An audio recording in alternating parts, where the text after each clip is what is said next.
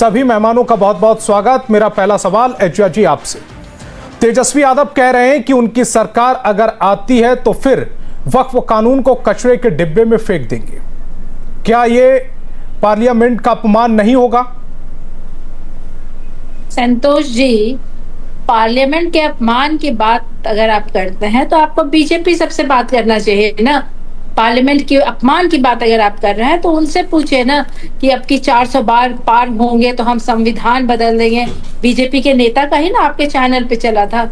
अगर पार्लियामेंट का इंसल्ट होगा तो इंसल्ट करने वाले बीजेपी वाले हैं। हम लोग तो चाहते हैं कि हमारा संविधान बचा रहे, हमारे पार्लियामेंट में लोग। तो ये संविधान का हिस्सा है वक्फ कानून, उसको कैसे बदलिएगा आप? अगर मान लीजिए आपकी बिहार में सरकार आ गई, आप बताइए, तरीका बताइए कैसे बदलेंगे आप?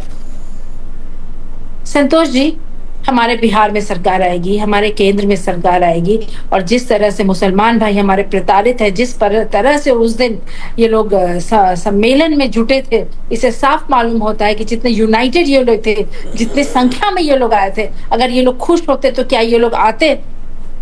ये लोग दुखी थे, इसलिए ये लोग लाखों की संख्या में आए। और आज अगर तेजस्वी प्रसाद यादव जी इनकी आवाज बन करके खड़े हैं तो मुसलमान जो बीजेपी वाले हैं वो इसे नमाज वाद का नाम दे रहे हैं। मैं उस पर आऊंगा मैम। मुझे ये तरीका बताइए कि पार्लियामेंट से कोई भी कानून बना हुआ है, वो राज्य सरकार उसको कैसे दरकिनार करेगी, कैसे कूड़े के कचरे में डालेगी, वो कानूनी प्रक्रिया मैं जानना चाहता हूं। अगर ये राज्य आपकी बिहार में सरकार बन गई, कैसे डालेंगे आप संविधान से बना हुआ एक कानून जिसे आप कूड़े में डालेंगे? कैसे डालेंगे, वो तरीका जानना चाह रहा हूं।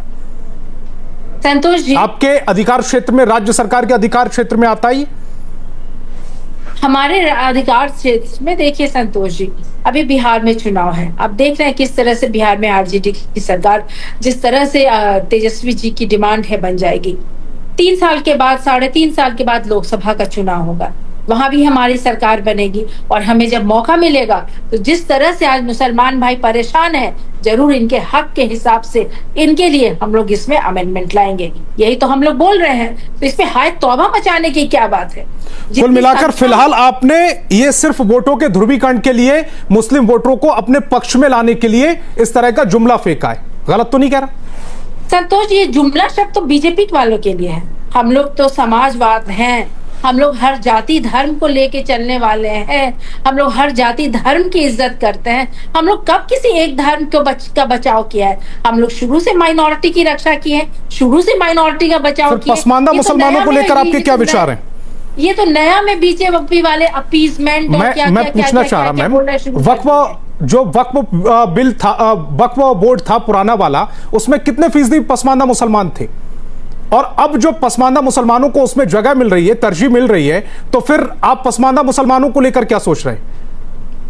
बिल्कुल, वक्फ बोर्ड में जिनके अधिकार क्षेत्र में है, सबको उसमें अधिकार मिलना चाहिए। अगर कुछ बचे हुए हैं तो यही तो ये कानून कह रहा है, पसमानदा मुसलमानों की एंट्री ही तो करा रहा है ये। जो उसमें बच के, तो हम लोग भी कहां किसी के खिलाफ है। हम लोग तो चाहते हैं कि वक्फ बोर्ड। तो आप तो ये कह रहे हैं कि हम इसको कूड़े के डिब्बे में डाल देंगे। तो पसमानदा कौन से धर्म के हैं संतोष जी, बताइए। मैं आपसे जानना चाह रहा हूं, आप बताएं मुझे, आबादी कितनी है? बताइए ना। 17.22 करोड़ जो 2011 की जनसंख्या है, उसमें से 14 करोड़ 80% सिर्फ पसमानदा मुसलमान है। उनको वक्फ बिल में क्यों जगह नहीं मिली? और अगर उनके लिए व्यवस्था की सरकार ने, तो फिर उसी पर तो ऐतराज जताया जा रहा है फिर कि ये बिल को हम कूड़े के कचरे के डिब्बे में फेंक देंगे। और कुछ बोलेंगे संतोष जी? नहीं, मैम आपको सुनने के लिए बैठा हूं। मैं बोलूं जी? हम लोग तो सारे मुसलमानों की बात कर रहे हैं। ये जो विभाजन और टुकड़ा करके इसको हाईलाइट करना तो बीजेपी वालों का काम है। यही तो वो लोग तोड़ मरोड़ की राजनीति करते हैं। हम लोग मुसलमानों की हक की बात कर रहे हैं। वक्फ बोर्ड इस तरीके से हो कि मुसलमानों को फायदा हो, यही तो हम चाहते हैं कि मुसलमानों को उनका हक मिले। तो इसमें ये लोग तोड़ के नई क्या क्या जोड़ के कह रहे हैं इनको अधिकार नहीं मिल रहा है, उनको अधिकार नहीं मिल रहा है। हम तो सभी मुसलमानों का अधिकार चाहते हैं। हम नहीं चाहते कि उनका अधिकार छीने। हम नहीं चाहते हैं कि कोई हिंदू भाई या अंबानी हो वक्फ प्रॉपर्टी पे अपना बिल्डिंग खड़ा कर ले। हम लोग तो चाहते हैं कि वक्फ प्रॉपर्टी जो मुसलमानों के द्वारा दी गई है, अल्लाह के नाम पे दी है, वो मुसलमानों की सामाजिक कामों के लिए मुसलमानों के काम में आए। तो ये तो बीजेपी वाले कह रहे हैं इनको नहीं मिल रहा है, हम लोग तो सबको लेके चल रहे हैं। नहीं, आप सबको लेकर नहीं चल रहे। अगर आप सबको चल लेकर रहे चल रहे होते तो 17.22% में से जो 14% पसमानदा मुसलमान हैं उनकी एंट्री अगर उसमें हो रही है तो फिर इसका विरोध कैसे करते? 17-14 का अगर मोटा मोटी गणित निकाल लूं तो 3-3.5% जो बाकी मुसलमान हैं उनका वक्फ बोर्ड पर कब्जा है। 39,000 करोड़ एकड़ जो जमीन है उनका कब्जा है उस पर। बीजेपी प्रवक्ता दानिश जी को स्क्रीन पर लेकर आइए। संतोष जी, आप इसको जो तोड़ ममोड़ के एक नया मतलब दें।